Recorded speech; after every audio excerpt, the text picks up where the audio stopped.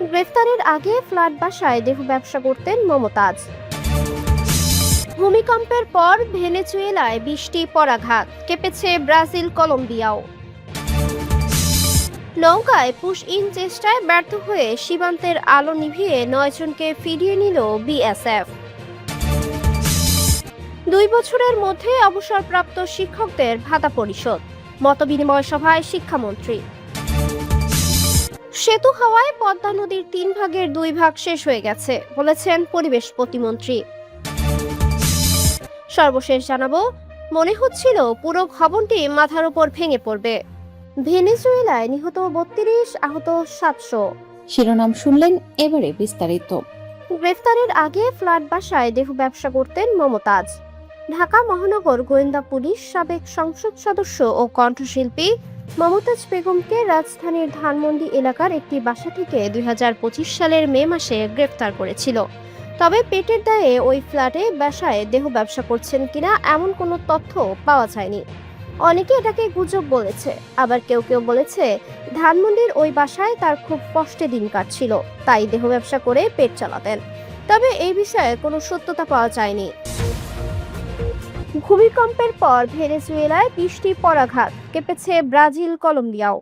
শক্তিশালী জোড়া ভূমিকম্পে যখন ভেনেজুয়েলার রাজধানী কারাকাস কেঁপে উঠেছিল, তখন লাতিন আমেরিকার অন্য 2 দেশ ব্রাজিল ও কলম্বিয়াও থেকেও তা টের পাওয়া গেছে।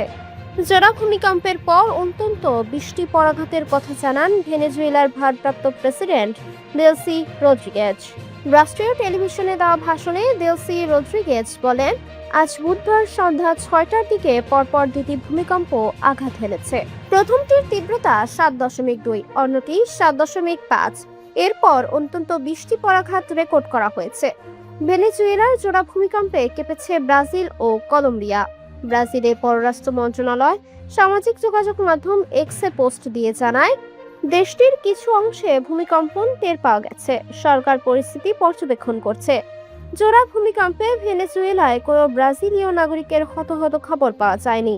ব্রাজিল ও ভেনেজুয়েলার মধ্যে 2100 কিলোমিটারের বেশি সীমান্ত রয়েছে। আল জাজিরার খবর, কলম্বিয়ার রাজধানী বোগোতা থেকেও ভূমিকম্পন টের পাওয়া গেছে।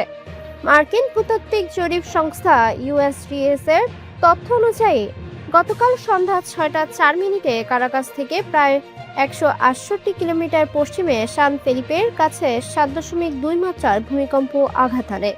এর 39 সেকেন্ডের মাথায় কারাকাস থেকে পশ্চিমে ইউমারের কাছে 7.5 মাত্রার আরেকটি ভূমিকম্প আঘাত হানে। নওগাঁয় পুশ ইন চেষ্টায় ব্যর্থ হয়ে সীমান্তের আলো নিভিয়ে 9 জনকে ফিরিয়ে নিল বিএসএফ। নওগাঁর সাপাহার সীমান্ত এলাকায় শিশুসহ 9 জনকে পুশ ইন চেষ্টায় ব্যর্থ হয়ে ভারতীয় সীমান্ত রক্ষীবাহিনী ফিরিয়ে নিয়েছে। গতকাল বুধবার 12টার দিকে সীমান্তের ওপারে ভারতের অংশের আলো বন্ধ করে দেওয়া হয়। রাত 1টার দিকে সীমান্তের আলো জ্বলে উঠলে সাপাহারের আদাতলা এলাকায় শূন্যরেখায় থাকা ওই 9 জনকে আর দেখা যায়নি। আজ বৃহস্পতিবার সকালে নওগাঁ ব্যাটালিয়ন 16 বিজিবির অধিনায়ক লেফটেন্যান্ট কর্নেল মোহাম্মদ আরিফুল ইসলাম প্রথম আলোকে এ তথ্য নিশ্চিত করেন।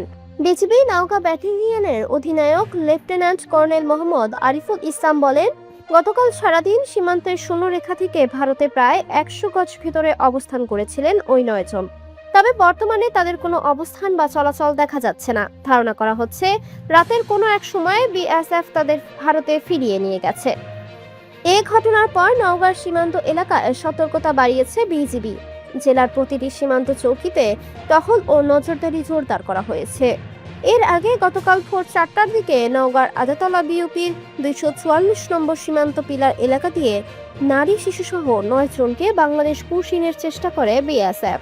স্থানীয় বাসিন্দাদের সহায়তায় বিজিবি ওই চেষ্টা প্রতিহত করে।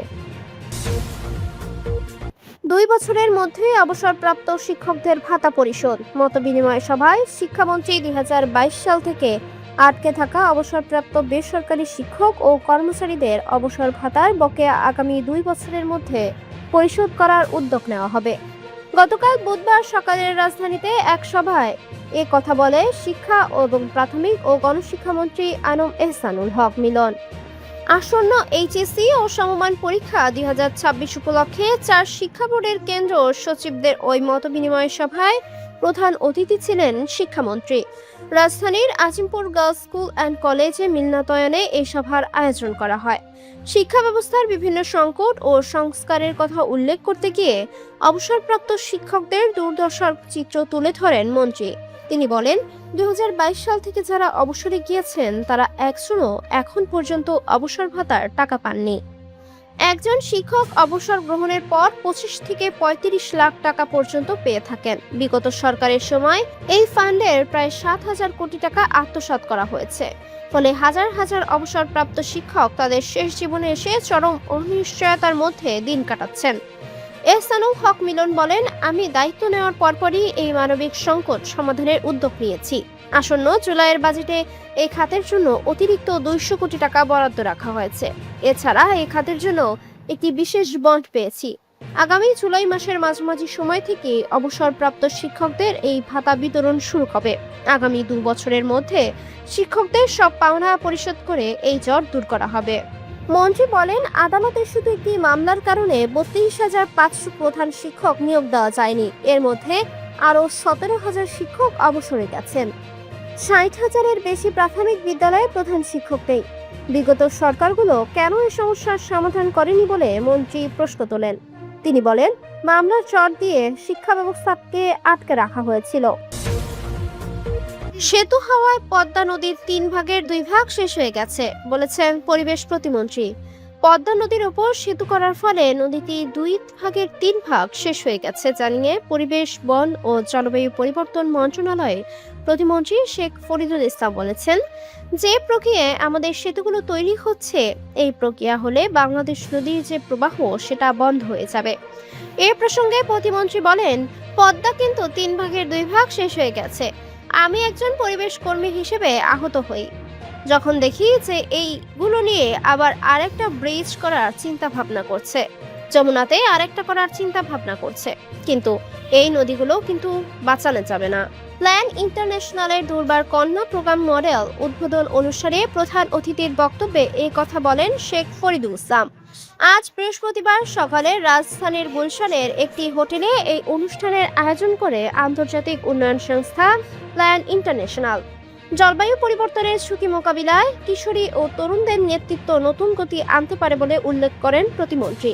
শেখ ফরিদুল ইসলাম বলেন, রামপাল বিদ্যুৎ কেন্দ্রের বিরুদ্ধে আন্দোলনের অভিজ্ঞতা থেকে তিনি শিখেছেন, জনসচেতনতা ও সোচ্চার অবস্থান থাকলে সরকারও সিদ্ধান্ত পরিবর্তনে বাধ্য হয়। তার ভাষায়, তরুণরা যদি উদ্যোগ নেয় সরকার শুনতে বাধ্য। মনে হচ্ছিল পুরো ভবনটি মাথার উপর ভেঙে পড়বে। ভেনেজুয়েলায় নিহত 32, আহত 740 সেকেন্ডের ব্যবধানে 2টি শক্তিশালী ভূমিকম্পের আঘাতে এ পর্যন্ত 32 জন নিহত ও প্রায় 700 জন আহত হওয়ার খবর পাওয়া গেছে। ভেনেজুয়েলার অন্তর্বর্তী প্রেসিডেন্ট দেলরি রদ্রিগেজ হতাহতের এই সংখ্যা জানিয়েছেন। হতাহতের সংখ্যা আরও বাড়তে পারে। মার্কিন ভূতাত্ত্বিক জরিপ সংস্থা USGS বলেছে, পরপর শক্তিশালী 2টি ভূমিকম্পের আঘাতে ভেনেজুয়েলায় ব্যাপক হতাহত ও ক্ষয়ক্ষতির আশঙ্কা রয়েছে।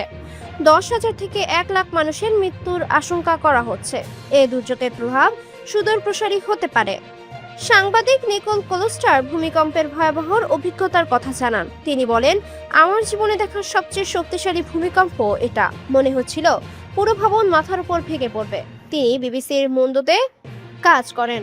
ভেনেজুয়েলার রাজধানী কারাকাসে গতকাল বুধবার স্থানীয় সময় সন্ধ্যা 6টার পর যখন শক্তিশালী জোড়া ভূমিকম্প আঘাত হানে, তখন কোলোস্টার একটি অ্যাপার্টমেন্ট ভবনের 7ম তলায় ছিলেন। কারাকাসের মধ্যাঞ্চলের প্যালোস গান্ড্রেসে ভবনটি অবস্থিত। নিজের অভিজ্ঞতার কথা জানিয়ে নিকোল বলেন, আমি দেখলাম জানালাগুলো নড়ছে। ওই সময় সামনের দরজা আর একটি পাথর দেয়ালের মাঝে আশ্রয় নেওয়া ছাড়া আমার মাথায় আর কিছুই আসেনি। দেয়ালটা মজবুত বলে মনে হয়েছিল। এক পর্যায়ে নিকোলের প্রতিবেশীরা চিৎকার করতে করতে রাস্তায় বেরিয়ে আসেন। তখন তিনিও ঘরের বাইরে আসেন।